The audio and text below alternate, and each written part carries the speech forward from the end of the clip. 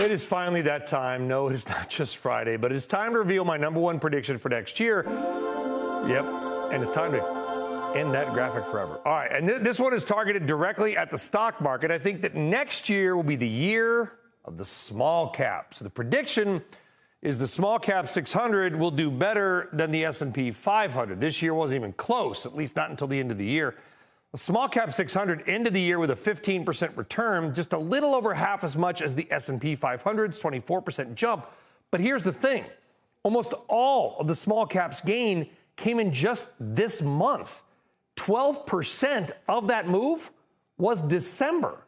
So in other words, small caps going into next year, they got a lot of momentum.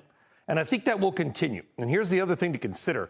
With the November election, it is entirely possible that stocks, we talked about it earlier in the show, and Craig Johnson agreed, by the way, stocks go into hibernation for a period of time leading up to the vote. Maybe, April, May, June, people say, hey, I'm going to wait it out and just see what happens, which means if that happens, much of the year's gains could come in just the first couple of months. And small caps are riding a big time rally right now. Plus, if we do get some soft, economic landing news like it's looking like, that could benefit domestic American companies in a big way. And pretty much every small cap stock gets nearly all its sales and revenue from America, or at least North America. So there it is, my number one prediction of the year, small caps over big caps. So to recap my big four for 24, just for fun, not investment advice predictions. Number 4, some big solar stocks outperform the overall market.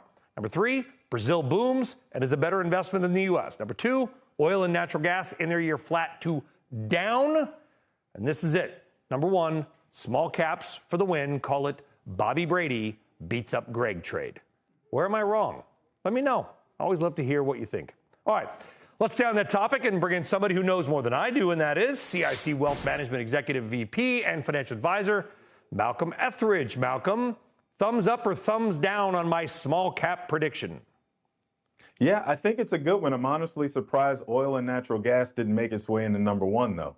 I do agree with you, though, that the broadening among small, mid, and large cap companies that we've seen the last month or two is definitely going to continue into 2024. And this will probably come as no surprise to you or anyone else who's ever seen me on the network. But I think tech is going to be the sector to lead there. I just think it's too much excitement around AI for us to not see that theme continue, at least in the first couple of quarters into next 2024. Yeah, I didn't want to do oil and gas, number 1, because I figured it'd be too obvious. So I kind of kept people guessing. And that's what you're saying, Malcolm, is what makes me nervous about my prediction. And I'm going to post this on CBC.com next week. And I always write, where could I be wrong? Because with everything you do, with all the investment decisions I'm sure you and your team make, you think, where could I be wrong?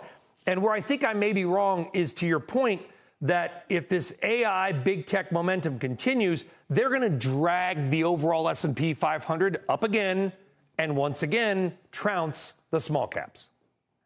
Well, I think we're going to see a bit of a rotation. I hate to use that word too many times in this conversation, but a rotation away from some of the Mag 7 into other names that fall up under the S&P 500. But I also think, sticking with the small cap theme, I'm thinking about a company like PubMatic, right, which is an AI play, right? It allows advertisers to create content, AI generated advertising content, so that smaller businesses that can't afford to advertise with the Facebooks and the Googles and the like still have the ability to create these digital ads and get them out there. So the fact that names like Spotify and Amazon have already seen success using AI generated advertising content and have plans to push further into that direction next year tells me there's potential for PubMatic shareholders next year. Well, I love that you're doing PubMatic, or, by the way, any new name, Malcolm, because that's been hard and these stocks have just not performed. It's like you just buy the QQQ and let it ride and you print money. There's no way that can continue forever.